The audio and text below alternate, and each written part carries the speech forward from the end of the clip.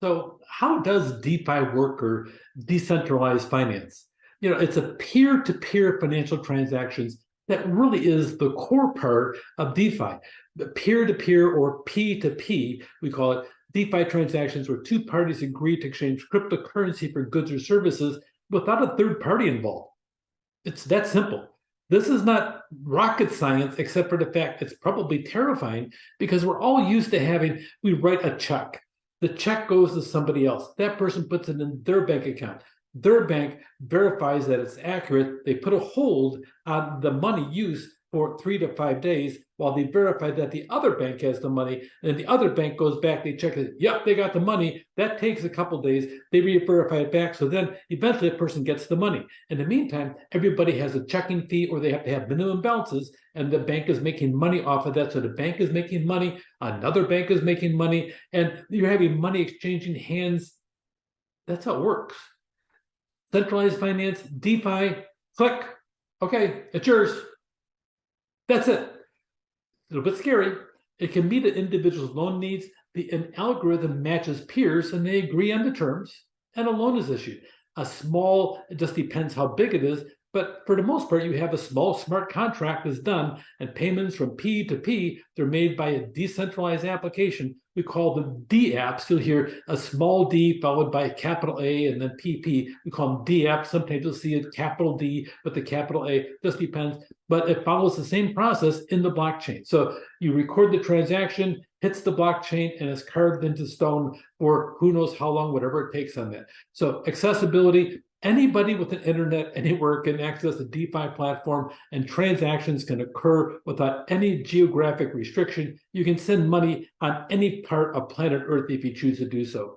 Security and transparency, it's just like everything else on blockchain. It's a distributed system. People can go look in the number. They'll see the number of the wallet transactions, but they're not going to see the name of the person, of course. But with that, the transactions are out there. Anybody can review it. The blockchains are immutable, meaning they can't be changed. It's a unique transaction. People can't hack into it, or you have a whole bunch of safeguards already built in. Using DeFi allows for super low fees, high interest rates payable to the parties, enables two parties to negotiate interest rates and lend money by DeFi networks. It has autonomy. They don't rely on centralized financial institutions. They're not subject to adversity or bankruptcy. It really is a transaction. If the money's not there, it doesn't happen. If the crypto's not there, it doesn't happen. The decentralized nature of DeFi really mitigates a lot of the risk. So here's the pros. Decentralized applications allow us to transfer capital around the world fast, instantly. You can talk to your friend over in Mumbai, India. Yo, dude, how you doing? And say, yeah, I want to buy that. You're going to drop ship it? Okay, I want it. How soon? Okay. So, boom, you can send it contingent upon your receipt of it. There's a lot of different ways you can do that. But regardless, click, click, and it happens right there.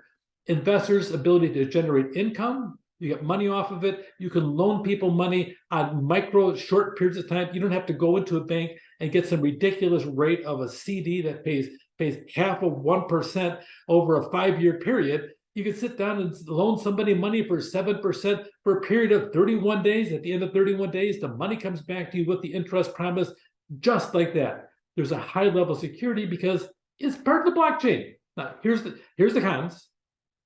It's complex and people don't understand it. Okay, you're taking a course on this. I had a study to teach you this stuff. Yes, it's new, it's fresh. It kind of changes our whole feelings and our thoughts. It might even rattle our foundation because this is new. Anytime you do something new, especially about your money, it's scary. And frankly, it should be scary. And we should go into this cautiously. There's a high risk of fraud and scams. But by the way, they're out there today now. There's always cons out there ripping somebody off. You see it every single day, and we kind of turn a blind eye to it. It's just, this is the new method of conning. There's a lot of volatility because crypto is like a roller coaster on a good day. So there's advantages, disadvantages. The future of DeFi, it's evolving. It's unregulated. It's an ecosystem with infrastructure mishaps, hacks, and scams. They're out there.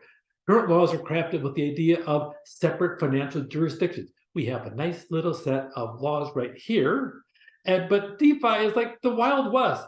yo, I got this really big deal over here. So you're sitting there rolling your eyeballs trying to see, is that guy real or is this the scam? So you sit in the back of your mind, you don't know because we don't know because we've never been there. So who's responsible for investigating the financial crime that occurs across borders?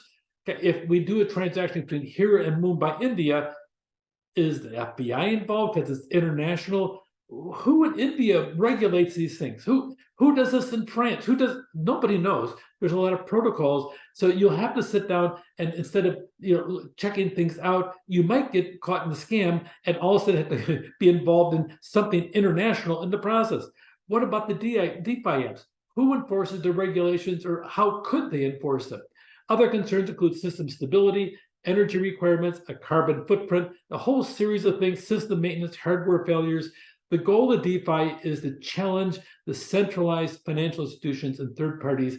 And you know what? A couple of questions. Is Bitcoin a decentralized finance? Well, it's a cryptocurrency. DeFi is designed to use cryptocurrency in its ecosystem, so Bitcoin isn't DeFi as much as it's part of it, just like all the other cryptos really play some type of role in the aspect of it.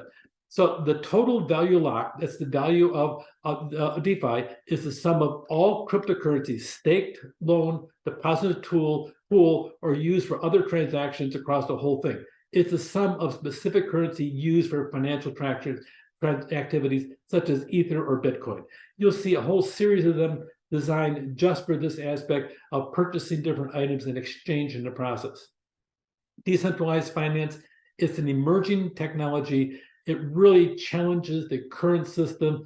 And like I said, expect the current system to push back, eliminates fees that banks and other financial companies charge for their services, promotes peer-to-peer transactions, and it's kind of frightening.